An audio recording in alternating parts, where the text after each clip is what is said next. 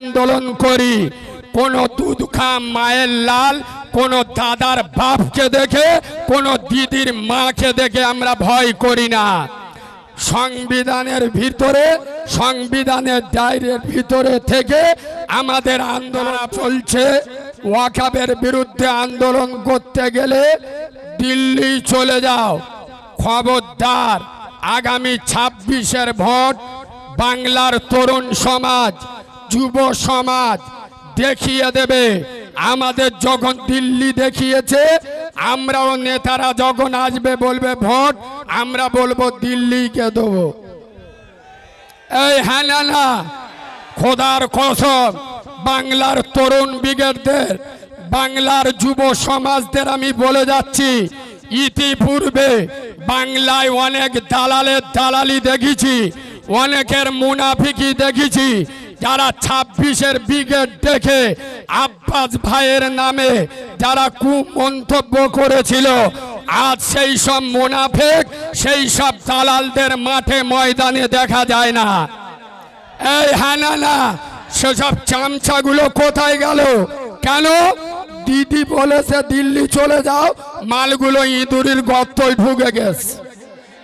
এই হ্যাঁ না, আর একমাত্র লড়াই করছে বাংলার আধ্যাত্মিক রাহবার তরুণ যুবকদের আইকন, স্বাধীনতা সংগ্রামী, ইমান ইসলামের লৌহ মানব, ইমান ইসলামের অগ্নি পুরুষ, ইমান ইসলামের মহাপুরুষ, ইমান ইসলামের বীর পুরুষ মুজাদ্দেদে জামান আমির শরিয়াত দাদা পীরের চতুর্থ প্রজন্ম, বাংলার দ্বিতীয় অমর, যিনি বাংলার সালাউদ্দিন আইয়ুবী, তার নাম হলো পীরজাদা আব্বাস সিদ্দিকী। আগামী দিনে আব্বাস ভাই যদি ব্রিগেডে ডাক দেয়, হাওড়ার মুসলমান, এখানে শুধু তোমরা একা নয়, শত শত ইউটিউবার গোটা বাংলা দেখছে। আগামী দিনে এই ওয়াকাফ কালা কানুনের বিরুদ্ধে পীরজাদা আব্বাস সিদ্দিকী ভাইজান যদি ডাক দেয় ব্রিগেডে, আমরা বাপকে দেখব না, মাকে দেখব না, সংসারের চিন্তা করব না, জান দিয়েও আমরা আব্বাস ভাইয়ের সঙ্গে থাকবো ইনশাআল্লাহ। জোরে বলুন ইনশাআল্লাহ। সোনার বাবাজি, যারা বলে দিল্লি গিয়ে আন্দোলন করো, শোনেন, যারা ভয় পেয়ে ও ভাই পিছনের লোক দেখতে পাচ্ছেন, আপনারা একটু বসে যান না ভাই, বারবার ডিস্টার্ব করলে লাইন বেলাইন হয়ে যাবে। একটু বসে যান ভাই, ডান দিকের লোক একটু দেখতে পাচ্ছে না, বসে যান।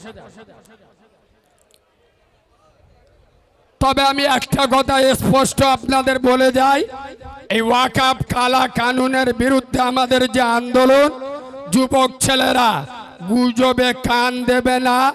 এটা আমাদের কোনো জাতির বিরুদ্ধে আন্দোলন নয়, কোনো ধর্মের বিরুদ্ধে আন্দোলন নয়। মনে রাখবে, ওয়াকাফ কালা কানুন যখন বিল পাশ হয়েছিল পার্লামেন্টে, আমাদের পক্ষে 232টা ভোট পড়েছিল।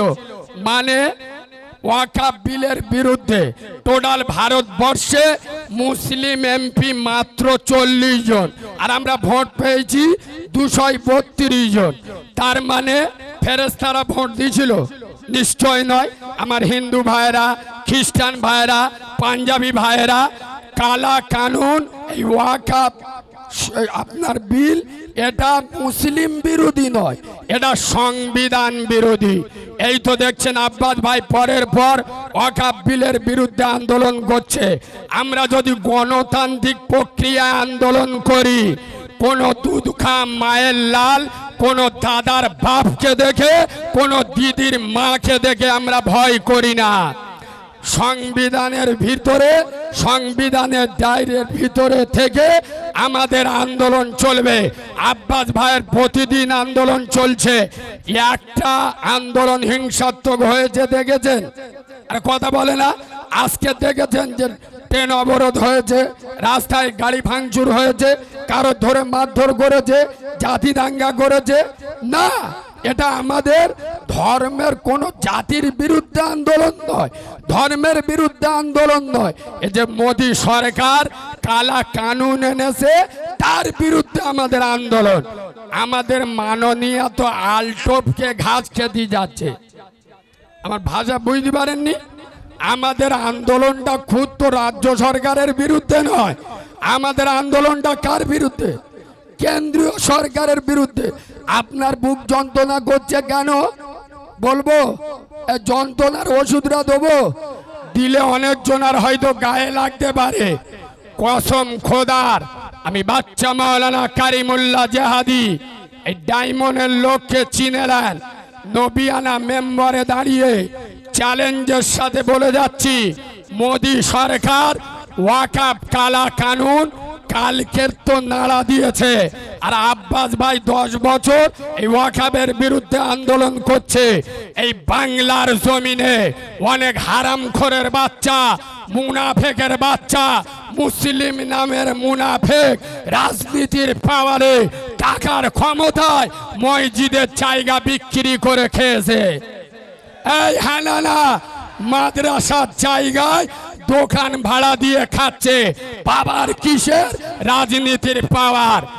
খবর নিয়ে দেখেন যেসব মালগুলো কদিন নাচা গোদা করছিল, দিদি বলে দেশে ঠান্ডা হয়ে যা, মোনাফেক গুলো বসে গেছে। খবর নিয়ে দেখবেন ওরা ওয়াকাফ সম্পত্তি ছেড়ে বসে রয়েছে।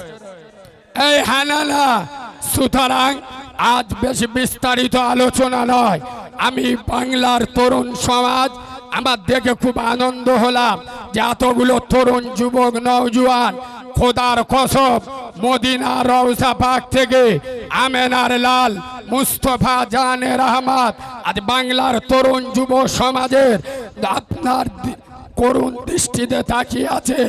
যুব সমাজ, আজ ইসলামে তোমাদের প্রয়োজন, আজ কোরআনে তোমাদের প্রয়োজন।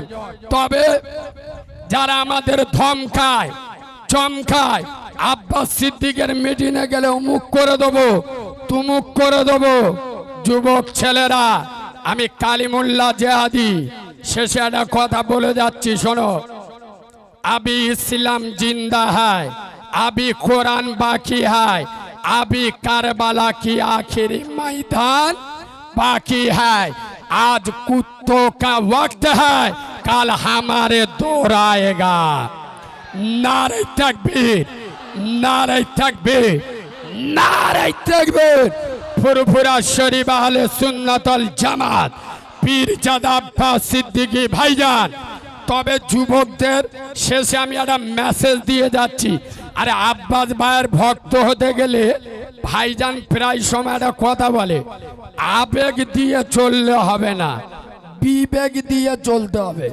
এই যুবক ছেলেরা, মারামারি করে কাজ হবে না, রক্ত গরম করে কাজ হবে না। আব্বাস ভাই যদি ব্রিগেড ডাকে, আমাদের শপথ নিতে হবে, যদি কোনো হারামখোরের বাচ্চা, কোনো বাঁদরের বাচ্চা, কোনো জব কার্ডের টাকা ছাড়া মাল যদি রাস্তায় আমাদের অবরোধ করে, যদি আমাদের উপরে আঘাত করে, মাথা ফাটবে। গামছা মাথা জড়িয়ে রক্ত মাখা দেহ নিয়ে ব্রিগেডে হাজির হব। রাজি আছি না নাই? এই রাজি আছি না নাই?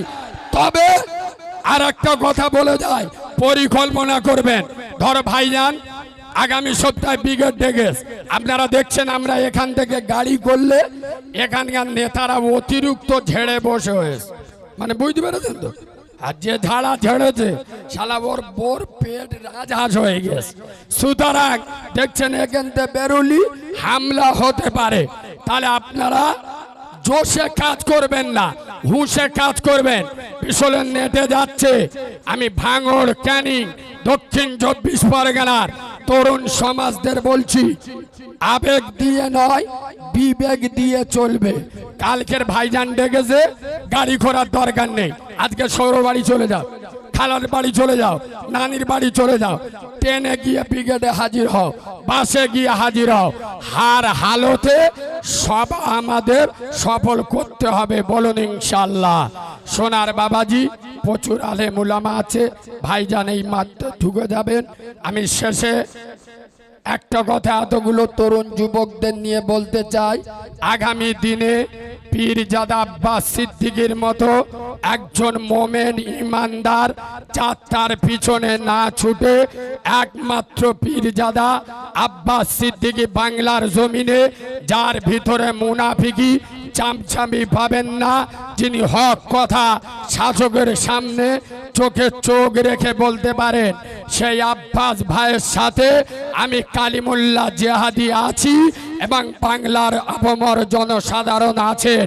আমি হাওড়া জেলার তরুণ সমাজ বলুন, আগামী দিনে আব্বাস ভাই যেদিন যেখানে ডাকবে ইনশাআল্লাহ রক্ত দিয়ে হলেও আমরা ঝাঁপিয়ে পড়বো ইনশাআল্লাহ। কারা কারা রাজি আছেন একটু হাত তুলে দেখান। এটা ইমানদারের হাত না মুনাফিকের হাত? আমি বিশ্বাস করি এটা ইমানদারের হাত। হাত নিচু করুন, সে যে তাকবীর নারে তাকবীর।